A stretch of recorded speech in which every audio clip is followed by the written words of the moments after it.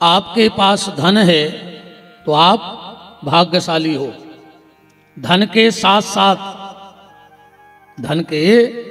साथ अगर स्वस्थ है तो आप परम भाग्यशाली हो, क्योंकि धन सब कुछ नहीं है।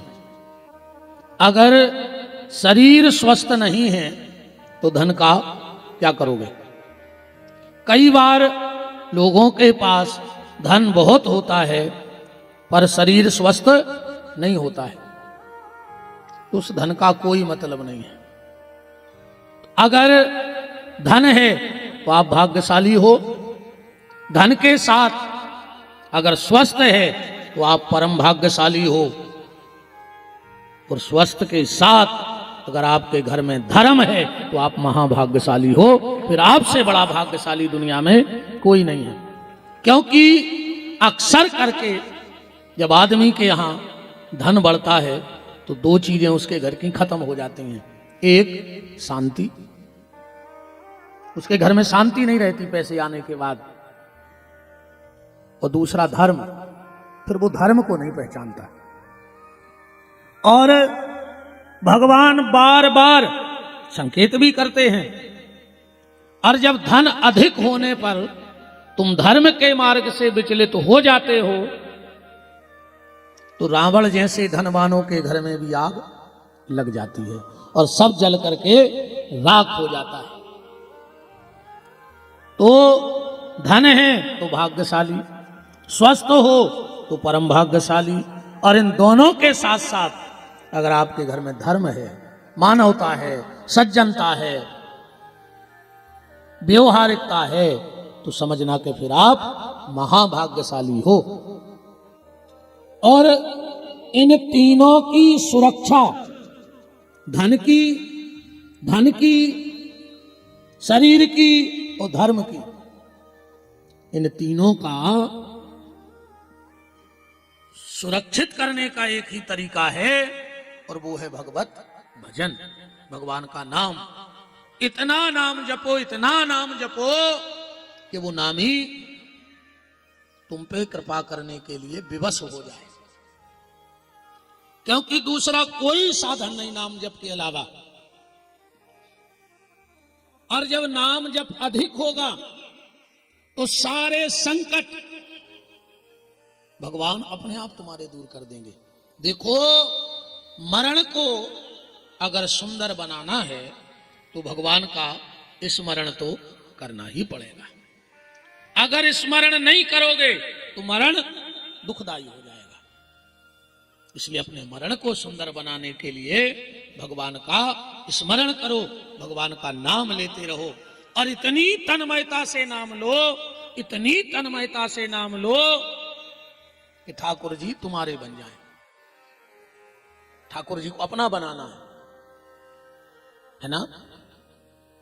हम ठाकुर जी के दास बन जाएं, पर आजकल हम दास नहीं बन रहे भगवान के, अब हम भगवान के खास बन रहे हैं, है ना। हम भगवान के दास नहीं हैं, हम भगवान के खास हैं। अपन के तरह हम तो बहुत खास हैं भगवान के। अरे भैया, खास मत बनो, बनना है तो भगवान के दास बन जाओ। और उससे भी बड़ी कृपा ये होगी कि अगर भगवान के दास ना बन पाओ तो कोई बात नहीं, भगवान के दास बन जाओ तो तुम दासानुदास हो जाओगे। और भगवान को दासानुदास बहुत प्यारे लगते हैं, भगवान को दासानुदास बड़े प्यारे लगते हैं। एक कहावत भी है भैया, लड़का उतनो प्यारो नहीं लगे जितो प्यारो को लगत नाती। लगत है कि नहीं लगत?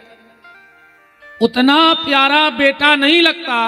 हमारे तरफ कहावत है कि मूल से ज्यादा प्यारो ब्याज होते हैं। तो मूल कौन है? बोले संत। मूल कौन है? संत। तो ब्याज कौन है? बोले जो संतों की सेवा करते हैं वो ब्याज हैं भगवान का। तो भगवान को दासानुदास बड़े प्यारे लगते हैं। इसलिए खूब नाम जप करो, मोहन से जुड़ना है तो किसी मोहन के प्यारे से जुड़ जाओ, मोहन से अपने आप जुड़ जाओगे। मोहन के किसी प्यारे से जुड़ जाओ, भगवान से अपने आप जुड़ जाओगे, उसमें टाइम नहीं लगेगा।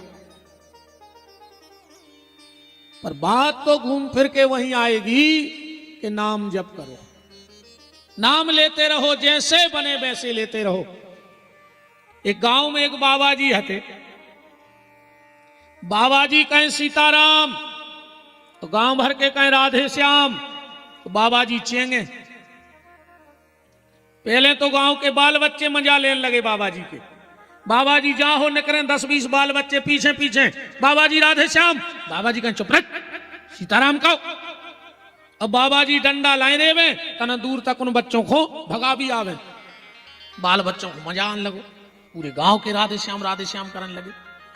धीरे धीरे गांव के बड़े बूढ़े भी बाबा जी को आनंद लेने लगे।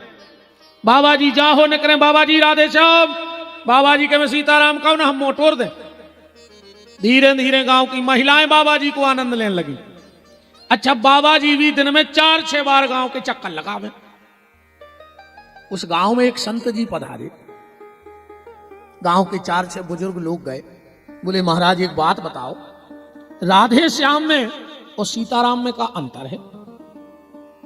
महात्मा जी बोले तुम लोगों ने जकाय पूछी? बोले हमारे गांव में एक बाबा जी हैं, उनसे राधे श्याम का सुबह चिड़त हैं। संत जी बोले फिर? बोले पूरे गांव के राधे श्याम करने लगे। संत जी बोले कि हमें उन संत के दर्शन करने।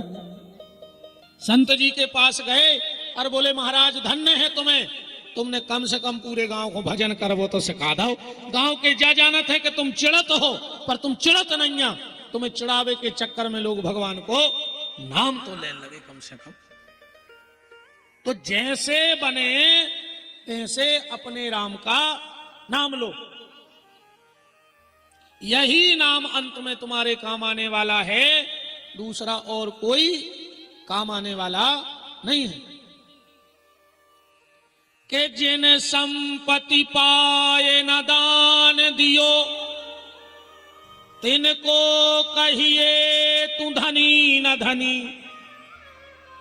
गुण पाए के जिनने छुपाए लए, तिनको कहिए तू गुनी न गुनी।